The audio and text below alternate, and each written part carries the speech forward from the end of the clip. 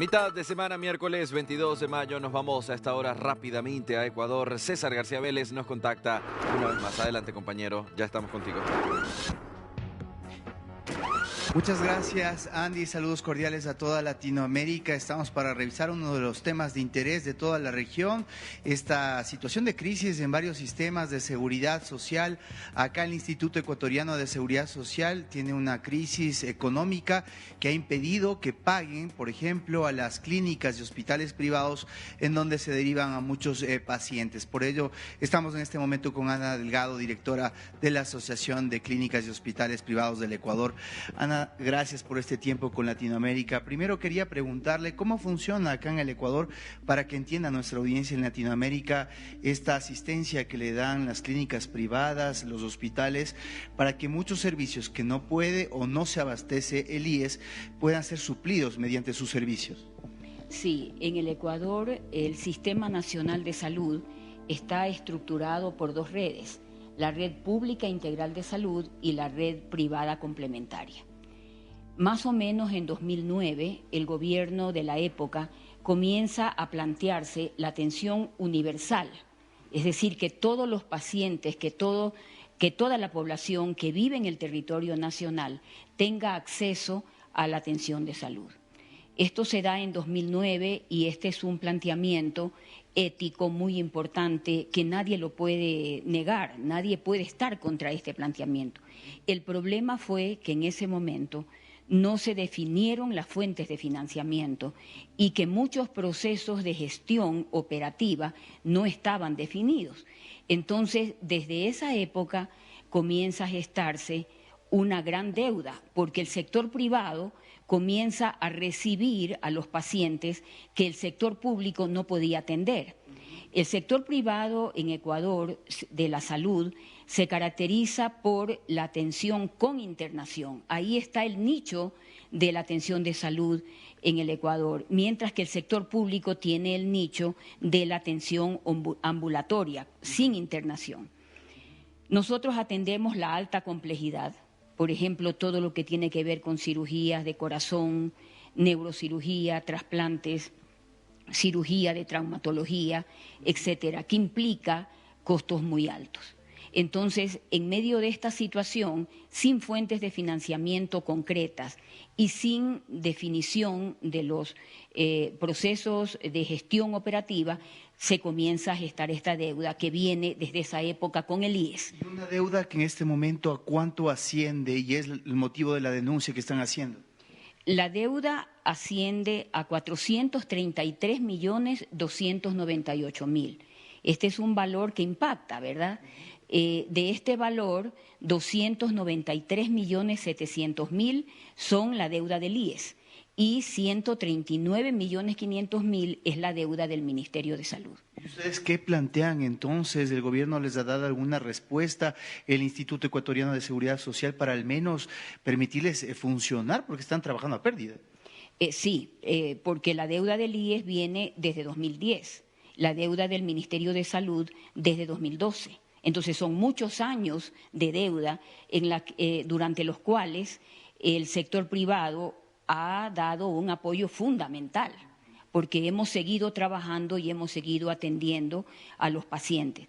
Ahora, en este gobierno, y yo para comenzar a analizar este tema debo decir que la deuda se gestó en los gobiernos anteriores, indiscutiblemente, pero en este momento el gobierno tiene que darnos una respuesta, porque este es un problema concreto, real y que afecta a los pacientes.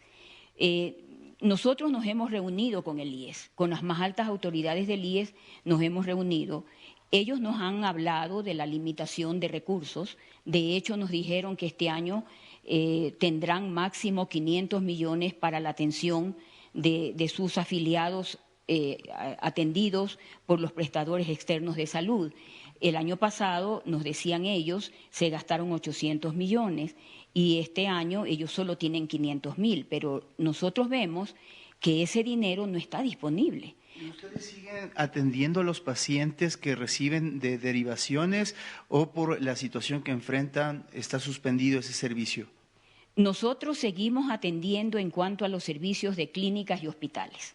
Eso se sigue atendiendo, pero en un número menor de pacientes. El propio IES nos pidió que nosotros reduciéramos la atención. ¿Cuánto? Redujéramos la atención. Hay instituciones que han bajado en un 30, en un 40. Ayer hablaba con un miembro nuestro que ha bajado su atención en un 75%. Entonces, eso es en cuanto a clínicas y hospitales, ¿no? Nosotros podemos reducir la atención tal y como especialmente el IES nos lo ha solicitado. El problema es con los centros especializados de diálisis, porque el paciente que se atiende, el paciente que comienza su tratamiento sustitutivo renal, no lo puede suspender. Si el paciente suspende o disminuye el número de sesiones, comienza a tener problemas que van a acabar en hospitalización de ese paciente y esperemos que no en una situación peor, ¿no? Ana, ¿cuál sería el planteamiento para salir de este problema, ya que no hay una fuente definida de financiamiento y sabemos que con el pasar de los años incluso los aportantes se han reducido, que están afiliados al IES y que de alguna manera constituyen una fuente constante de recursos? En cuanto a clínicas y hospitales, definitivamente reducir la atención. En cuanto a centros especializados de diálisis, no lo podemos hacer. Es por eso que nosotros hemos ingresado un alegato a la Corte Constitucional, porque hay un antecedente. En 2020 la Corte Constitucional analiza este problema y encuentra que hay una amenaza grave, una amenaza estructural a la atención de los pacientes con insuficiencia renal crónica. Y la Corte dispone que en 15 días el Ministerio de Salud pague lo que debe a los centros especializados de diálisis y que el Ministerio de Finanzas le entregue los recursos para que el Ministerio de Salud lo pueda hacer. Además, dispone que en 6 meses las dos instituciones deben definir un plan permanente de coordinación entre ellos para que el problema de la deuda con los centros de diálisis no se vuelva a repetir.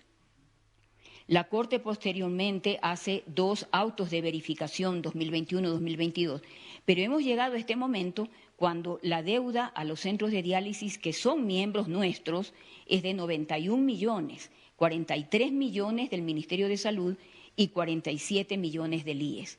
Entonces nosotros estamos esperando la respuesta de la Corte. La Corte Constitucional, nosotros esperamos que se ratifique en su sentencia, es decir, que disponga el pago inmediato, porque este es un tema que tiene que ser atendido con emergencia, es un tema que tiene que ver con la vida o la muerte de los pacientes que están recibiendo este tratamiento. Sí, Ana Delgado, y me quedo con esas palabras, es un tema de vida o muerte, en el caso sobre todo de diálisis, en 92 millones, como lo decía, una deuda histórica de 400 millones, que en este momento pues hace casi impracticable el proceso de seguir sirviendo de esta forma. Ojalá que el IES y el Ministerio de Salud se pongan al día o encuentren las fuentes de financiamiento al menos para poder de alguna manera menguar esta problemática. Esta es la nota. Tú sigues, Andy, con más desde Estudios. Gracias. Puedes apostar, César, que si será. Tengan ambos muy buena noche.